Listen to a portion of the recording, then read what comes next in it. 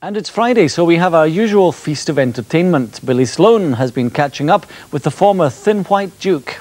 David Bowie's Outside tour has been one of his most critically acclaimed in many years.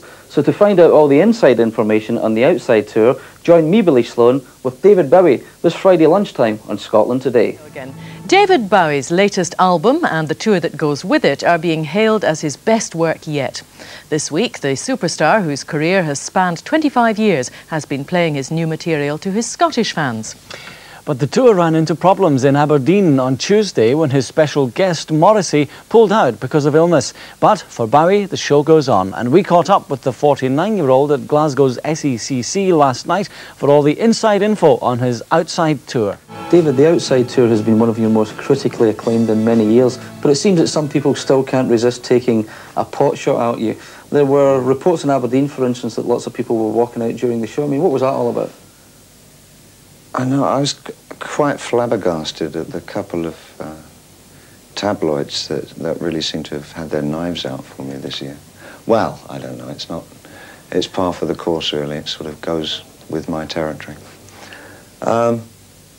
What I think was so unfortunate is that Morrissey came down ill in Aberdeen, and the papers had it that the Bowie tour plunged into turmoil and angry fans stalked out and all that, and that nobody knew that Morrissey wasn't going to appear. What happened is that 45 minutes before the show, we were suddenly told that Morrissey wasn't going to be working that night, and in fact I think he went back to London. The promoter immediately told the audience, and in all honesty, there was hardly a murmur from the crowd when he said that Morrissey wouldn't be working. And 422 disgruntled Morrissey fans asked for their money back, leaving many, many thousands to watch the show. And I think I'm old-fashioned to believe that a standing ovation generally means that the audience liked the show, which is very far away from the story that appeared in the press. But I don't think you can do much about changing those situations, other than me just telling you what it's really like. That's all I can do. And I hope Morrissey gets better. And there is no hell like an old hell. There is no hell. What's it like being back on the road without the comparative safety net of some of your most famous songs? Because on the Sound and Vision tour, you said you were never going to do songs like the Gene Genie and, Ziggy Stardust and that kind of thing. And you've stuck to that. So what's it like without that sort of comfort blanket, if you like? Well, for me, it's thoroughly enjoyable. I mean, I'm playing all the music that really is the only music that interests me at the moment. Mm-hmm. So that's the kind of show I want to do. Outside has been your most experimental album for many, many years. Has it been good to sort of, in a creative sense, be let off the leash to an extent?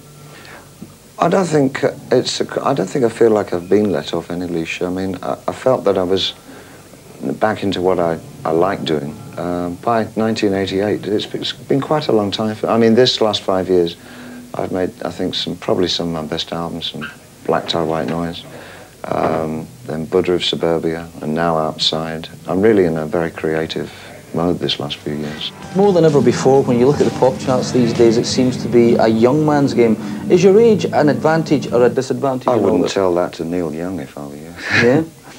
But I mean, when you see bands like Oasis and Blur, they seem very, very young. I mean, how do you feel now? They're only as young as a band that just starts up. Mm-hmm. I was that age when I was that age.